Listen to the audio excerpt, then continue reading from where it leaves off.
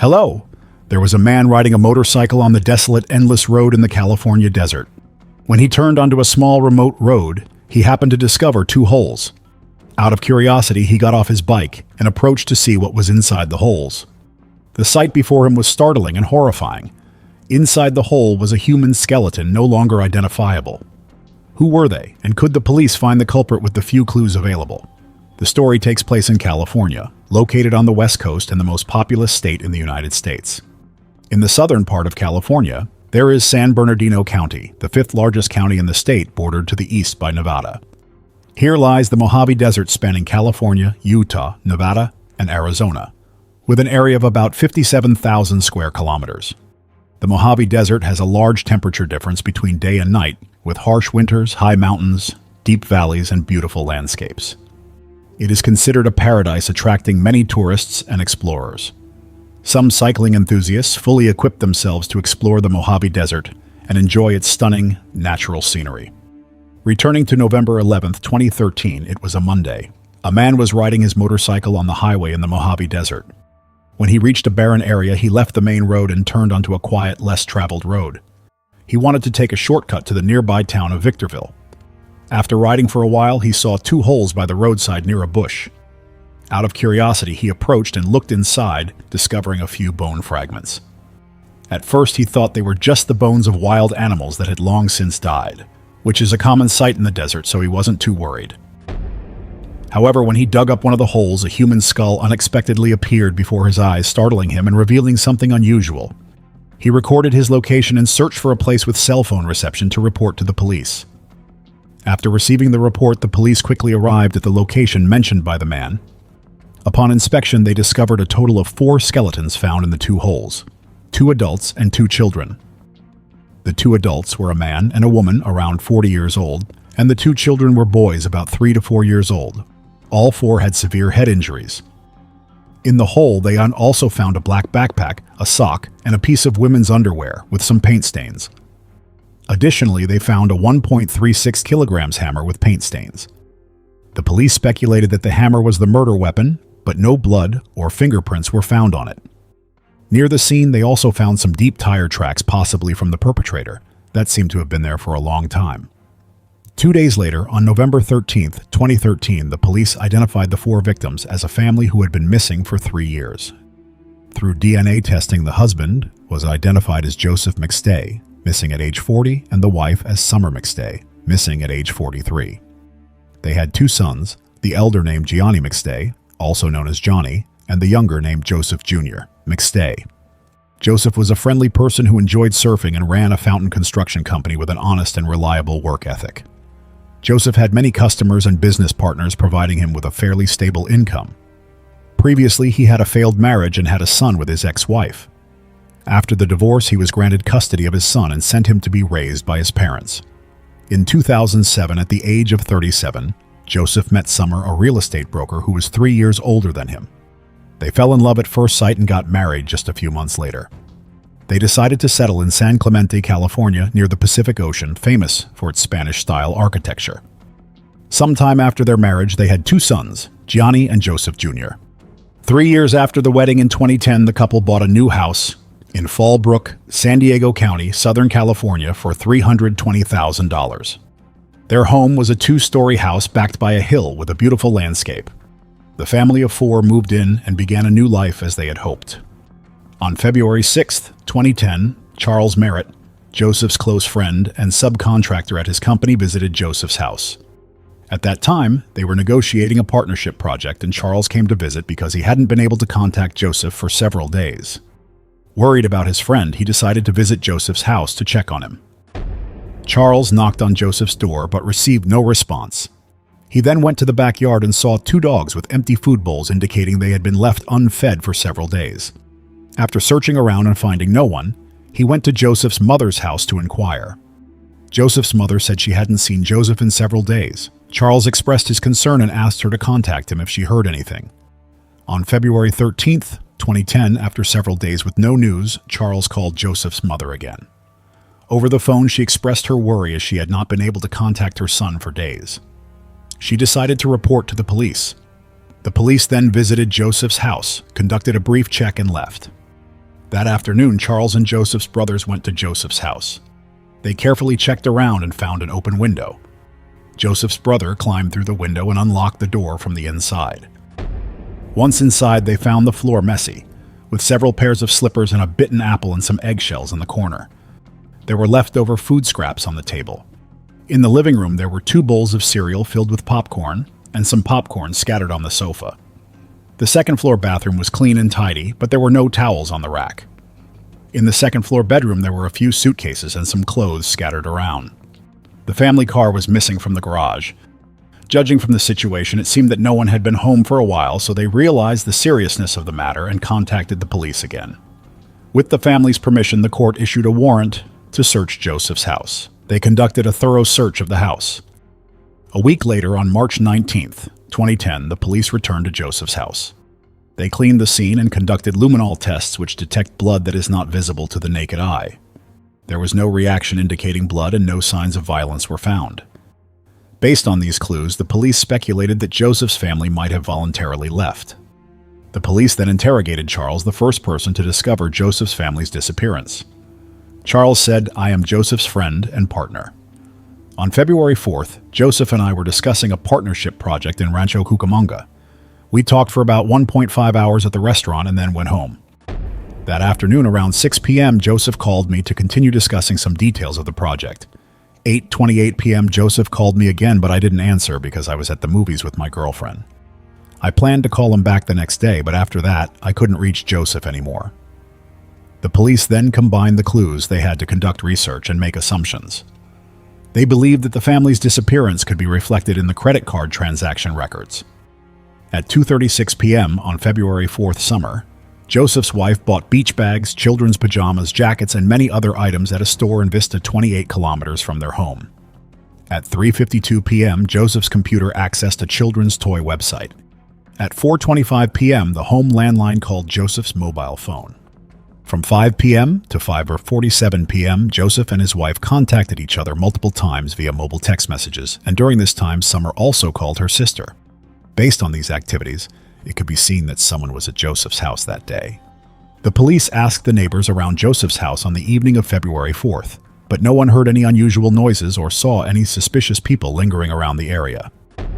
However, during the investigation, the police discovered that the neighbor's house had surveillance cameras and might provide some clues.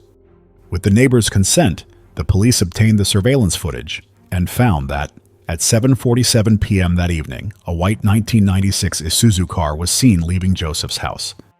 That car was Joseph's. Due to the angle and unclear video, they couldn't see the people inside the car clearly. Expanding the investigation, the police eventually made new discoveries.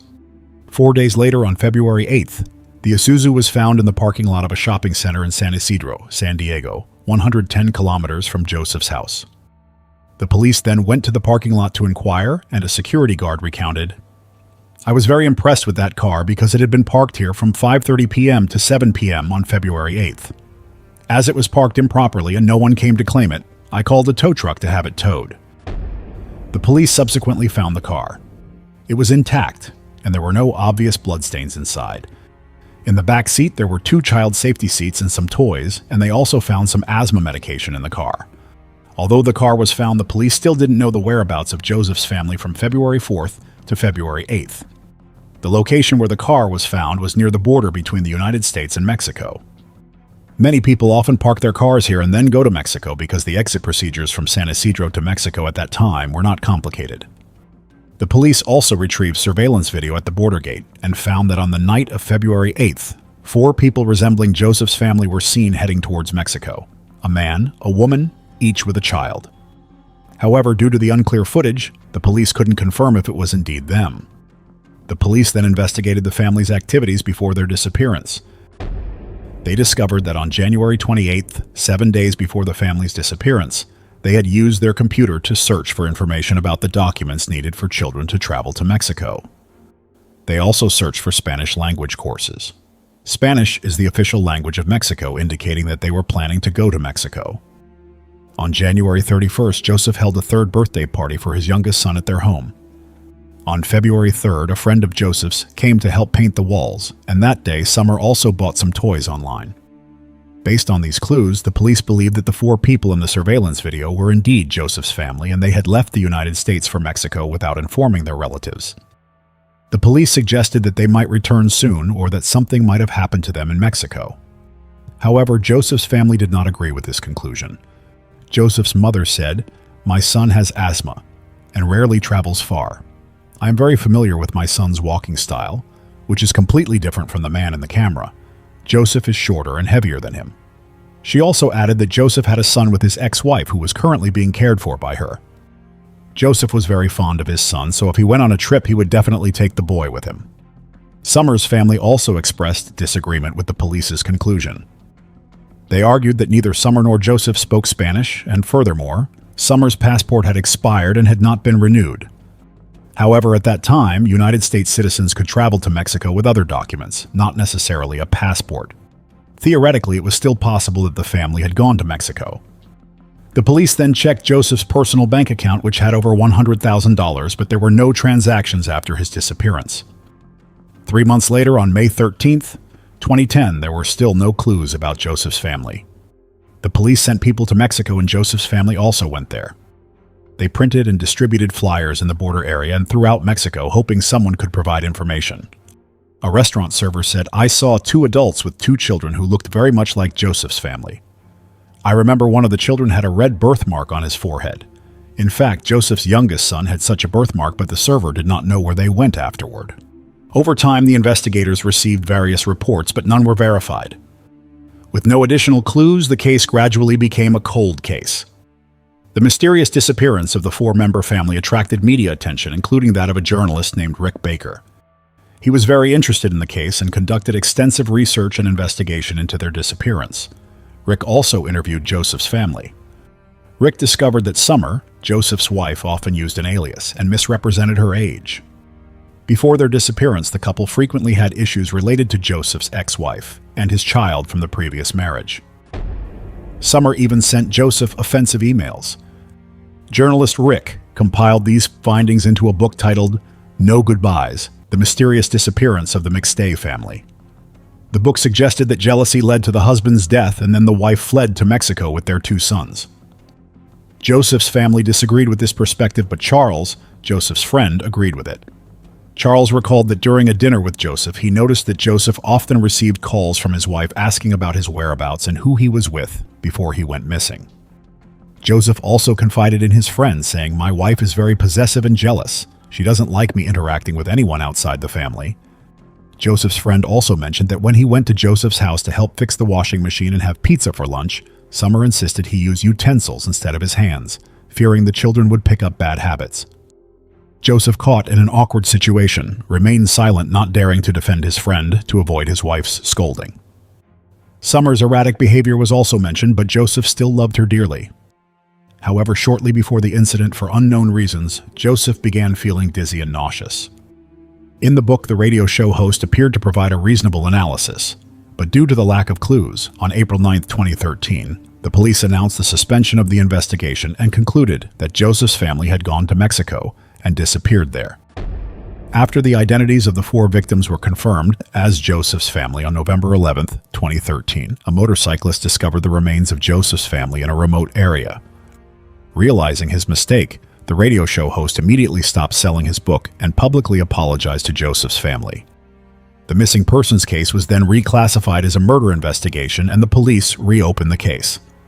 After Joseph's family disappeared, the police had not investigated Joseph's company accounts. However, when the case was upgraded to a murder investigation, the police scrutinized his company's accounts. They discovered several large transactions exceeding $20,000 from February 5th to February 8th, all withdrawn using forged checks. To their surprise, the person who had withdrawn the money was Charles I to report Joseph's family missing. The police then listed Charles Merritt, born in 1957, as the prime suspect. Charles Merritt was a welder, and Joseph, who ran a fountain construction company, often needed welding services. Charles was also the last person to contact Joseph on the day of his disappearance. Charles had a criminal record for theft, but no history of violence. In 2000, Charles Merritt was sentenced to 6 months in jail for stealing welding and drilling equipment worth $32,000. After Joseph's family disappeared, the police questioned Charles, who responded fluently and cleverly to a series of questions from psychological experts. However, shortly thereafter, someone asked Joseph's father if he thought Charles Merritt could be behind the family's disappearance. Joseph's father replied, "I trust Charles. I believe my son had a good sense of people. I don't think Charles did it. I truly hope it wasn't him." Based on the evidence of withdrawals from the company account, the police reinvestigated Charles Merritt. Over the past 3 years, Charles had lived in Los Angeles and Victorville, near where the 4 sets of remains were found in the desert. Further investigation revealed that Charles had lived in Apple Valley for some time, just 9 kilometers from the crime scene. Police discovered that Charles's mobile phone signal had been near the crime scene on February 6th, 2 days after Joseph's family went missing. Charles Merritt had made 5 phone calls from that location and was known to have a gambling addiction, owing a large debt of $31,000. After Joseph's family disappeared, Charles withdrew money from Joseph's company account to gamble at casinos, where he quickly lost it all. The police also found a tire track near the crime scene that matched the tread pattern of Charles's vehicle. With this evidence, the police placed Charles Merritt on the suspect list. When questioned about his presence in the desert on February 6th, he denied being there and could not explain why his phone signal had been detected in that area. In January 2014, just 2 months after Joseph's family was found, the police closely monitored Charles's actions. He continued to deny any involvement in the case, maintaining his innocence and claiming, "The police have severely impacted my life." On November 5th, 2014, a year after the discovery, the police re-examined the entire white Isuzu vehicle found near the Mexico border. During this process, they collected DNA samples from the steering wheel and gear shift. The DNA matched Charles. 2 days later, on November 7th, 2014, based on this crucial DNA evidence, Charles was arrested and charged with 4 counts of first-degree murder. Before the formal trial, Charles repeatedly changed lawyers, causing multiple delays in the trial for various reasons. During the years of waiting for the trial, Charles changed lawyers a total of 5 times. On January 7th, 2019, the case was finally brought to trial at the Superior Court of San Bernardino County. At the opening of the trial, prosecutors presented that Charles had used a hammer to attack the 4 members of Joseph's family and then meticulously cleaned up the crime scene. 2 days later, he went to the desert to dispose of the bodies. The evidence for this was that Charles's cell phone signal had been detected in that area. Charles had taken Joseph's car near the border to mislead the investigation, as there were many cars parked there for long periods, so no one would suspect anything. Charles's DNA was also found in Joseph's car. In reality, Joseph's family never went to Mexico. The people in the surveillance footage were merely lookalikes. All the evidence suggested that Charles committed the crime for financial gain. However, Charles's defense lawyer argued that the evidence was only circumstantial and maintained that his client was innocent. On June 24, 2019, after a prolonged 5-month trial, the case reached its decisive stage. The jury delivered their final verdict, and the court declared Charles Merritt guilty of 4 counts of first-degree murder and sentenced him to death. After the sentencing, Charles was detained at San Quentin State Prison, one of California's oldest prisons, which has housed many notorious criminals. On January 21, 2020, Charles was executed, ending his life of crime. Throughout the investigation, Charles always portrayed himself as a good friend. Even Joseph's father could not believe that the murderer was his son's close friend of many years. At the site where Joseph's family's remains were found in the desert, 4 white crosses were erected to commemorate the ill-fated family. These crosses are not only symbols of loss, but also reminders of the cruelty and tragedy of the story.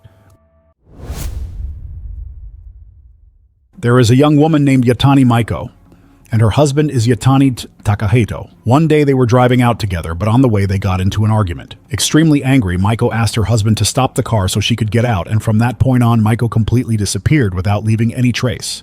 2 days later, Takahito went to the local police station to report his wife's disappearance, hoping the police could help him find her. However, during the investigation, the police realized the case was not as simple as what Takahito had reported. This incident occurred in Chiba Prefecture, Japan. Chiba is a prefecture in the Kanto region and an important part of the Tokyo metropolitan area. On the northwestern side of Chiba is a city called Kashiwa, with a population of around 410,000, ranking 5th in the prefecture. Yatani Maiko was born in 1988.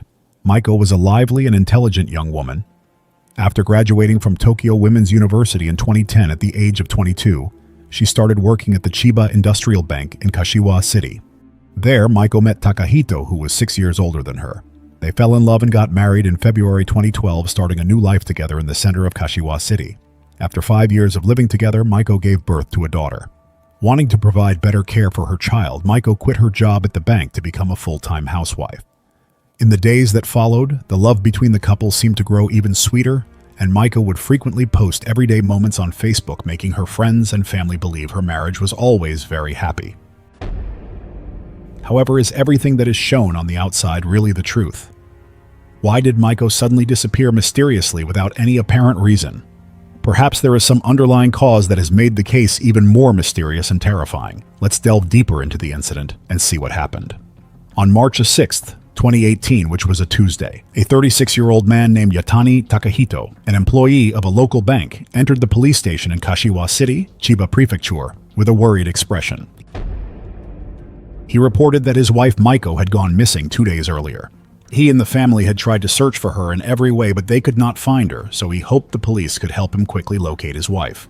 After hearing the man's report, the police asked him to describe in detail how his wife had disappeared. He said that 2 days prior, he and his wife were driving to the city of their granddaughter, about 6.5 kilometers from Kashiwa City. On the way back, they had a small argument that made his wife angry, and she asked him to stop the car. She then got out and walked to a nearby convenience store. At the time, he thought his wife had gone to buy something and would return shortly, but he waited for an hour and she did not come back. He assumed she had gone somewhere to calm down after their argument, so he drove home to Kashiwa by himself without much concern. However, 2 days had passed and Maiko had not returned home, nor could the family contact her. Worried that something bad might have happened to her, he went to the police station to report her disappearance. He added that they have a 1-year-old daughter waiting at home, and they desperately hope the police can help find the mother as soon as possible. After hearing the man's account, the police immediately launched an investigation. Early the next morning, they went to the convenience store he had described to gather more useful information. The police showed the store employees a photo of Maiko and asked if they had seen her come to the store on March 4th, but all the employees said they did not see the woman in the photo visit the store that day. The police have collected surveillance video footage from the convenience store and surrounding roads in an attempt to find traces of the girl. After careful examination, they discovered something strange. A car had been parked near the store for a long time that day, but no one was seen getting out of it. Additionally, the video footage inside the store also showed that Maiko, Takahito's wife, never entered the store. However, Takahito insisted that Maiko had gone into that convenience store, which really puzzled the police as they could not understand how Maiko could have suddenly disappeared. After she went missing, Takahito and his family were very worried, so they printed a lot of flyers to notify people about his wife's disappearance. The flyers contained complete information about Maiko, including her name, age, physical description, and the time and place of her disappearance. Notably, the flyer only listed Takahito's email address, not a phone number, which made the police suspicious of his testimony. Normally, when printing flyers to find a missing person, the contact number of the family and the police would be included, so that anyone with information could get in touch. But this flyer did not have that. They gradually began to focus their suspicion on Maiko's husband, wondering if her sudden disappearance was related to Takahito. On March 9th, 5 days after Maiko's sudden disappearance, the police went to the Maiko's apartment on the 10th floor of a condominium to investigate. When they entered, they were very surprised by the clean and orderly state of the house. Not a speck of dust, and there were even no traces of oil or grease under the kitchen. The police tried to find fingerprints but discovered that the entire house seemed to have been completely cleaned and there were no traces left behind. Takahito, Maiko's husband, explained that his wife had severe OCD and would frequently wear gloves when touching anything in the house, which is why there were no fingerprints. Although this explanation seemed plausible, the police were still not fully convinced, as Maiko was also not seen in the convenience store's surveillance video that day, which still had no reasonable explanation.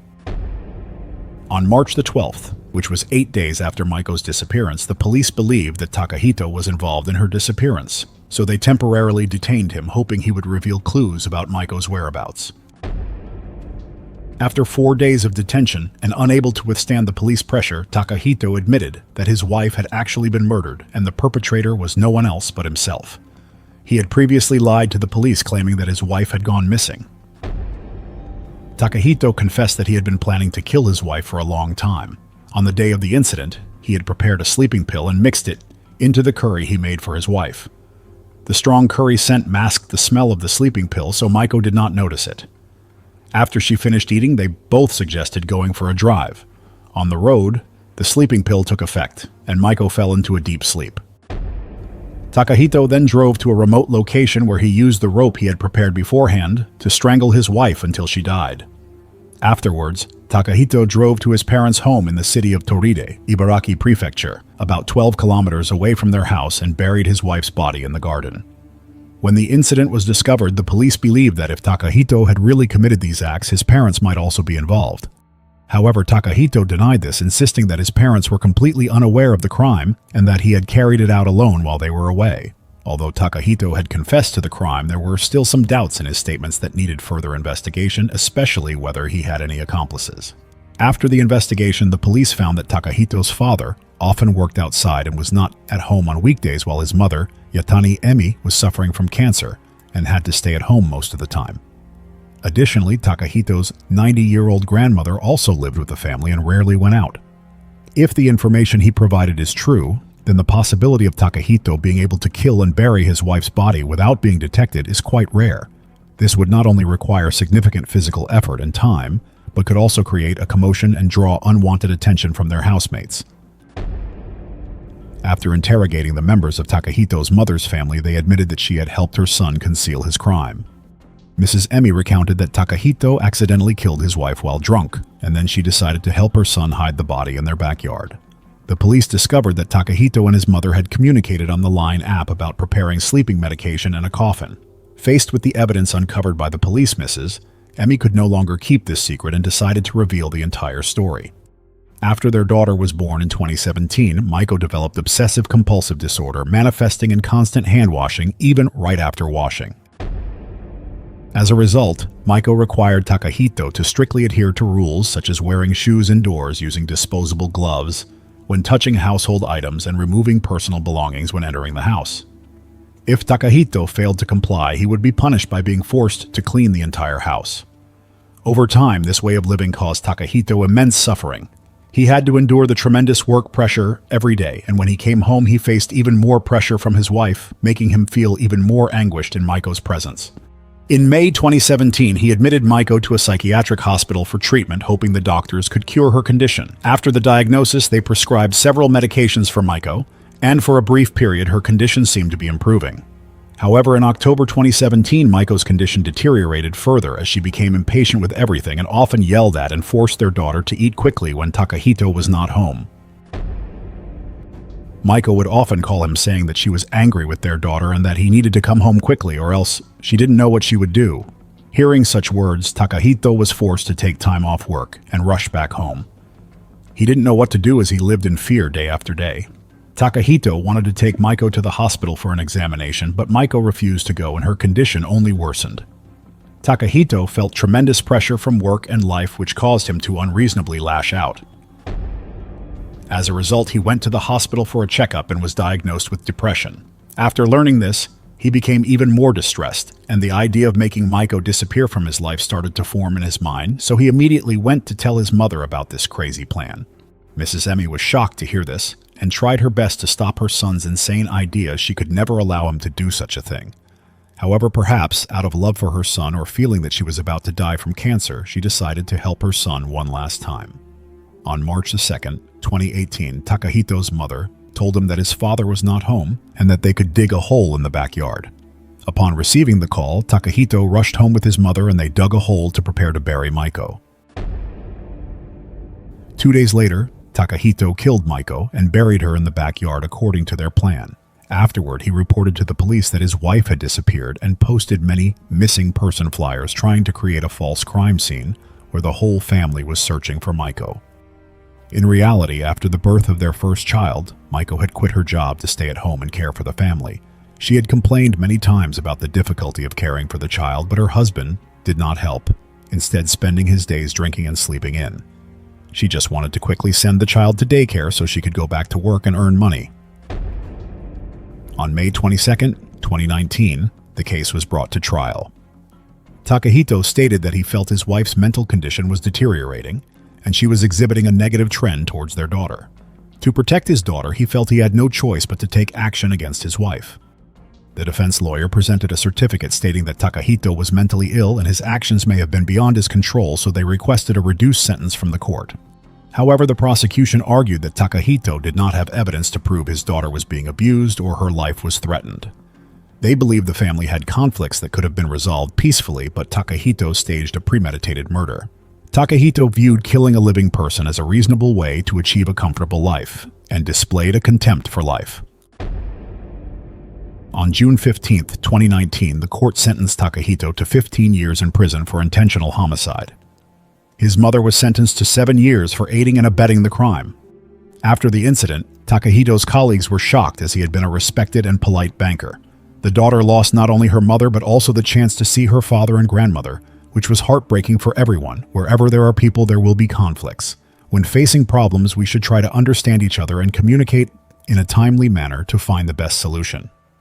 We should never choose an extreme method, like in this case, as it will only harm others and ourselves. How do you feel about today's case? Leave a comment so we can discuss. And if you liked it, don't hesitate to leave a like and subscribe to the channel to support us. Thank you for watching. Goodbye.